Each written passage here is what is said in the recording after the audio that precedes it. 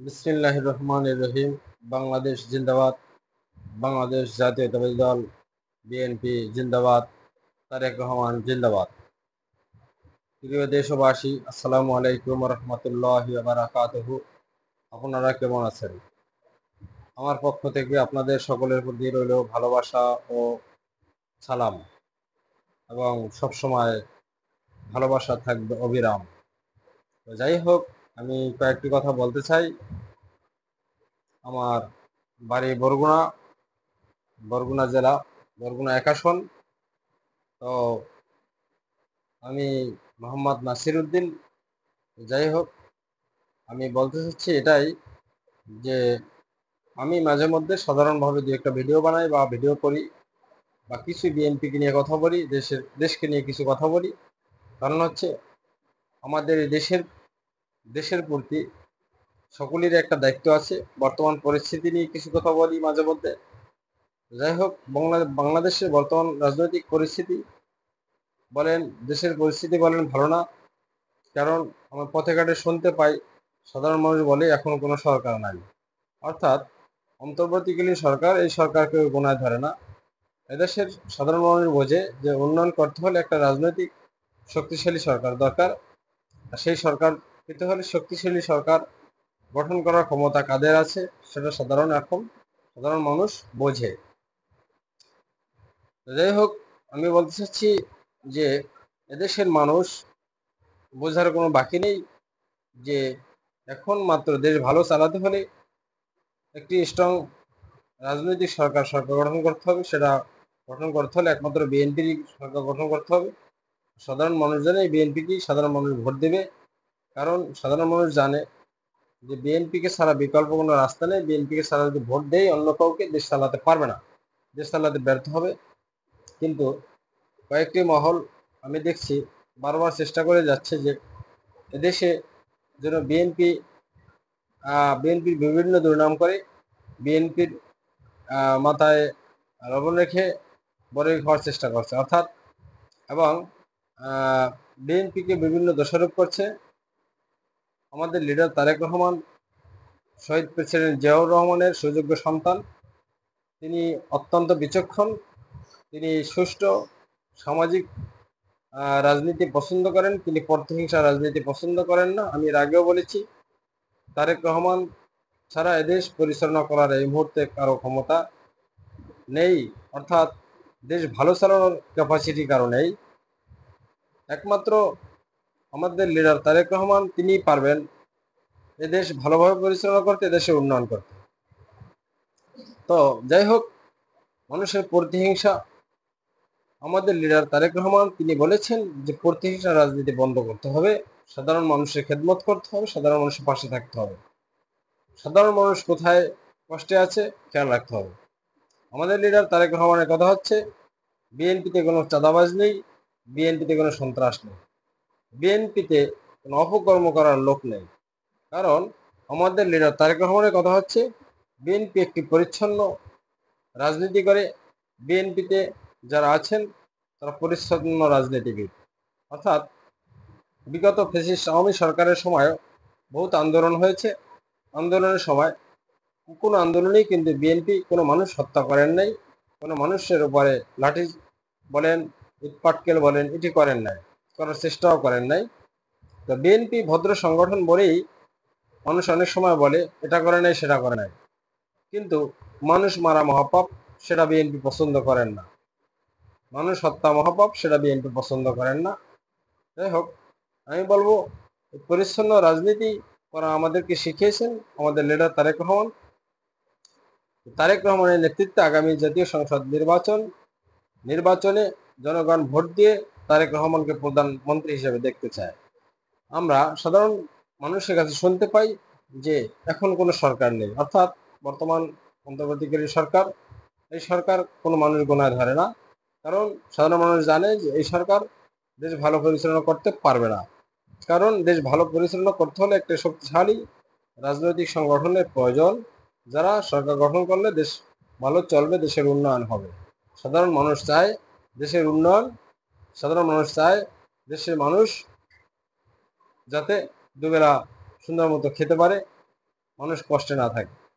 কিন্তু এখন বর্তমান পরিস্থিতিতে যে অবস্থা হচ্ছে, এই পরিস্থিতি যদি চলতেই থাকে তাহলে দেশের অবস্থা আরো অনেক খারাপ হয়ে যাবে। এখন সাধারণ মানুষ অপেক্ষা আছে, দীর্ঘ অপেক্ষায়, যে কবে সুষ্ঠু নির্বাচন হবে এবং সুষ্ঠু নির্বাচন হয়ে এই ধানের শীষ মার্কায় ভোট দিবে।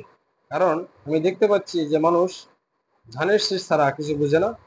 এখন কথা হচ্ছে যে অনেক মানুষ বলতেছে বিএনপির বিভিন্ন দোষারোপ করছে যে বিএনপিতে চাঁদাবাজ আছে। নো, বিএনপিতে কোনো চাঁদাবাজ নেই, বিএনপিতে কোনো সন্ত্রাস নেই।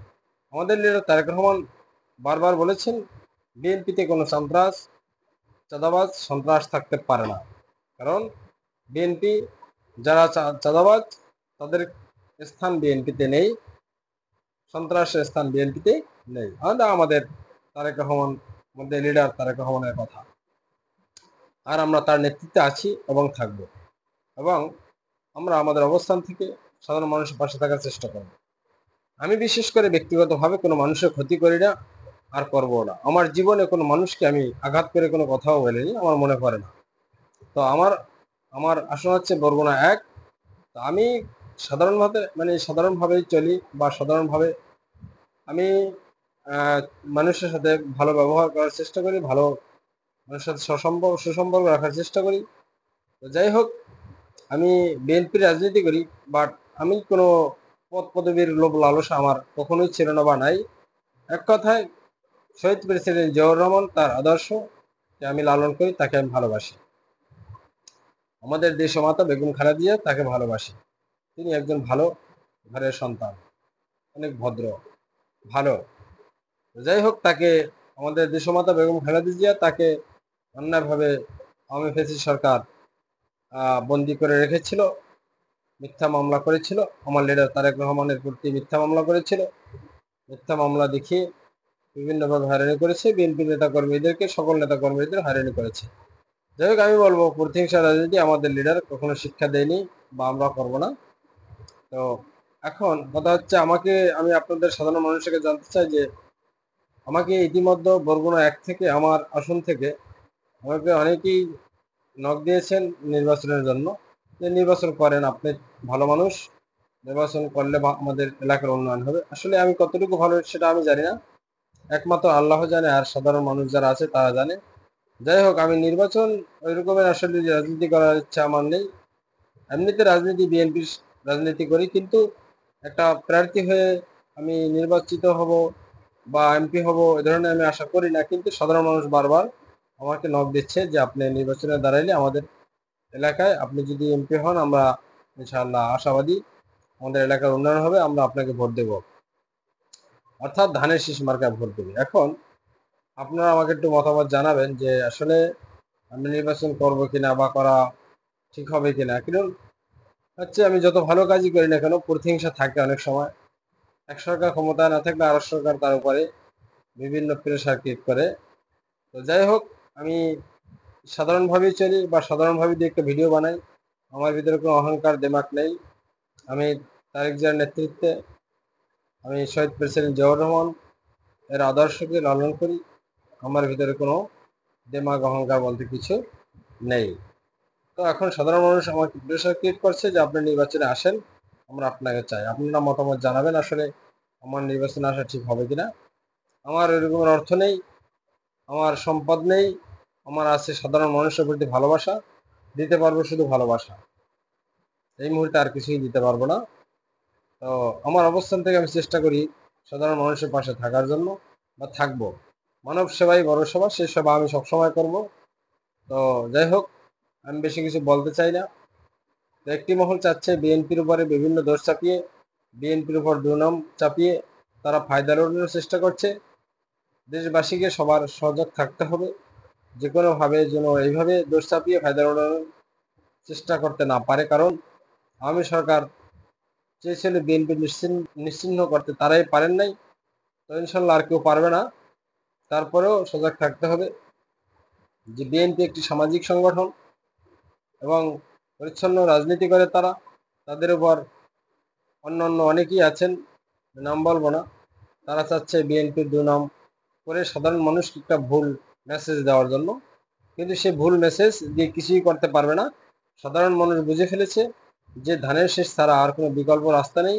ধানের শীষ মার্কা একমাত্র ভোট দিলেই আমাদের দেশের উন্নয়ন সম্ভব, আমাদের দেশের সাধারণ মানুষের পরিবর্তন সম্ভব।